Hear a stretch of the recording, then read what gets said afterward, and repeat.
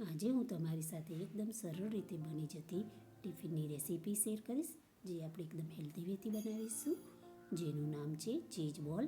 તેના માટે સૌપ્રથમ એક કઢાઈ લઈ તેમાં 4 કપ પાણી ગરમ કરવા મૂકીશું. હવે આપણે તેમાં બધા મસાલા કરી લઈશું, જેમાં મીઠું, oregano, pizza seasoning, chilli flakes,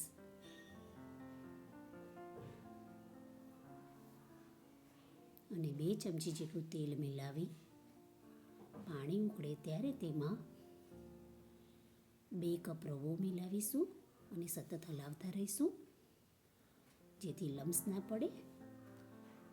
રવો ઠીક થાય ત્યારે તેને ઢાંકીને સાઈડ પર મૂકી દઈશું. હવે ફરી એક પેન મૂકી તેમાં પિઝા સોસ, ટોમેટો કેચઅપ મિલાવી તેમાં સિઝનિંગ કરી લઈશું, જેમાં ઓરેગાનો, પિઝા સિઝનિંગ અને ચીલી ફ્લેક્સ મિલાવી લઈશું. હવે તેમાં સમારેલી ડુંગળી મિલાવીશું.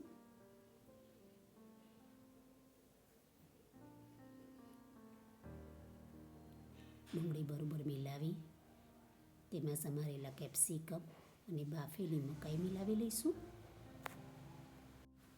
હવે તેને ઢાંકીને સીજવા દઈશું. થોડું સીજાય અને પાણી બળી જાય, ઠીક થાય ત્યારે તેમાં 2 ચમચી બ્રેડ ક્રમ્સ મિલાવીશું, જેથી સ્ટફિંગ છૂટું ના પડે, અને સ્ટફિંગને ઠંડુ થવા દઈશું. હવે સોજીનું મિશ્રણ થોડું ઠંડુ થાય ત્યારે તેને પ્લેટમાં લઈ ફીણી લઈશું. તેમાં લીલા દાણા મિલાવીશું અને સોજીના મિશ્રણને તૈયાર કરી લઈશું. હવે સ્ટફિંગમાં આપણે ચીઝ મિલાવીશું, જેમાં પ્રોસેસ ચીઝ અને મોઝરેલા ચીઝ મિલાવી સ્ટફિંગ તૈયાર કરી લઈશું.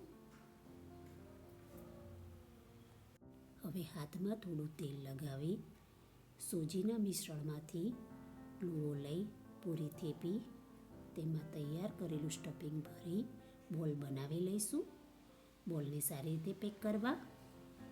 આ રીતે આપણે બધા બોલ તૈયાર કરી લઈશું.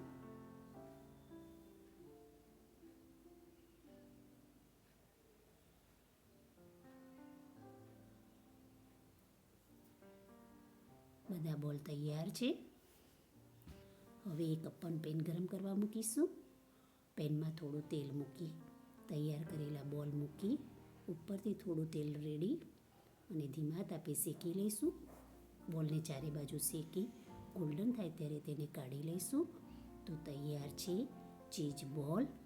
જો તમને મારી રેસીપી ગમી હોય તો મારા વિડીયોને લાઈક, સબસ્ક્રાઈબ અને શેર કરવાનું ભૂલશો નહીં.